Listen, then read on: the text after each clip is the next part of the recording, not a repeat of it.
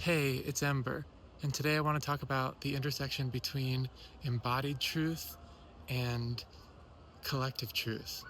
And they're really touching on the same thing at different levels of the perception of the cosmic mind. And I want to start here by saying that reality is frequency. So when I say reality is frequency, that means that in the same way that we can study the way fireflies turn off and on, the mechanics of, neurons in the brain, of power grids, we can study the oscillatory functions of nodes within the cosmic mind, beings within the cosmic mind, emanations of that one became many so that I may know myself. And so collective truth could be defined as that root tone, the alpha omega, the original pulse, the colloquial Big Bang. And so that first cymatic pulse creates two polar eddies, alpha, omega, and a certain density as the complexity of consciousness, is engined. And then entropy would be the intersection between forgetting and remembering, just terms to suggest phase locking to root tone, and then forgetting would be a phase delay in the shift in complexity as the cymatic pulse in fractalization rises.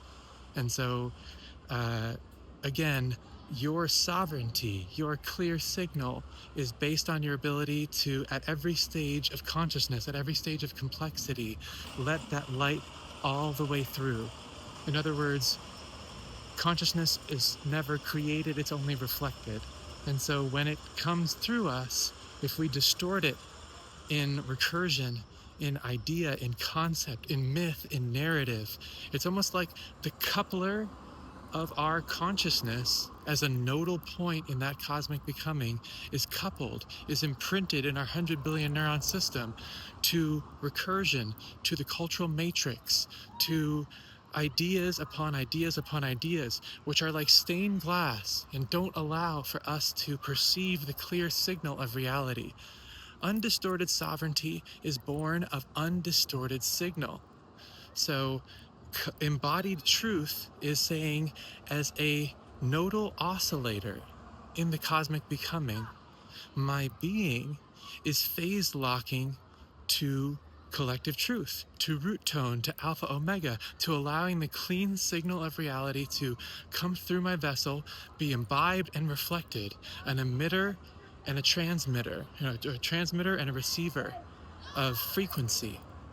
And just like you can study the oscillatory functions in nature, this is the oscillatory functions of the cosmic mind in relation to our own becoming. And so collective truth would be that root tone, like a jazz song, like we're all playing this cosmic becoming of mind with different instruments in different harmonies at different levels of complexity, all connected to that original root tone, alpha, omega, the primordial echo. And so that's collective truth. Embodied truth is phase locking in frequency mechanics to that original root tone. That's what being coherent is. That's what clear signal is. Not knowing it through ideas, using the stained glass. Instead, ideas become transparent.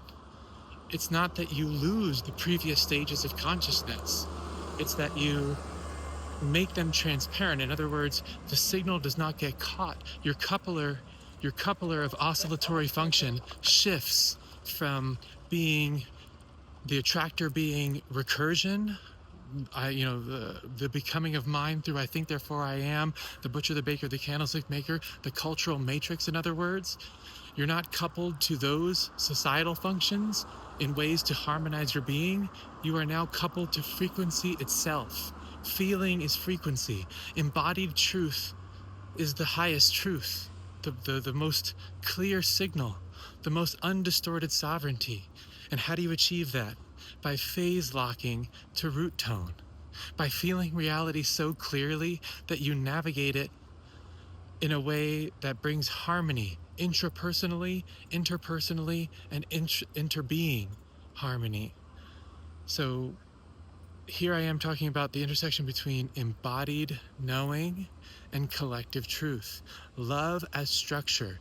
Love defined mechanically, not as a poem, not as a story, but as phase-locking, oscillatory functioning with root tone, alpha omega. That's love described mechanically.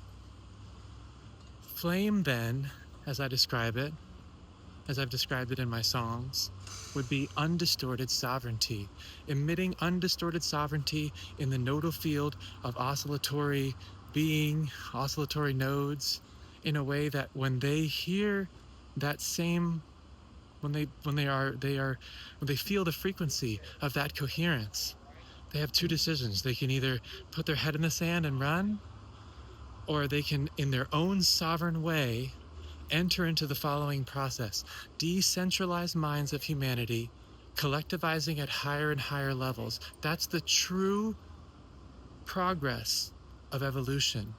That's the true progress of mind at large. And guess what? You don't lose yourself when you take the leap into feeling and frequency. What you gain is undistorted sovereignty, high fidelity embodiment. There's no more distorted signal. You gain high fidelity love. This is not a political position. This is a mechanical knowing at the level of frequency. My name is Ember, the flame. If you feel this, if you feel it underneath the rug, if you're looking at the top and thinking it's all 3D forms, and know underneath, it's harmony, it's frequency. Let's walk this garden together. Let's harmonize.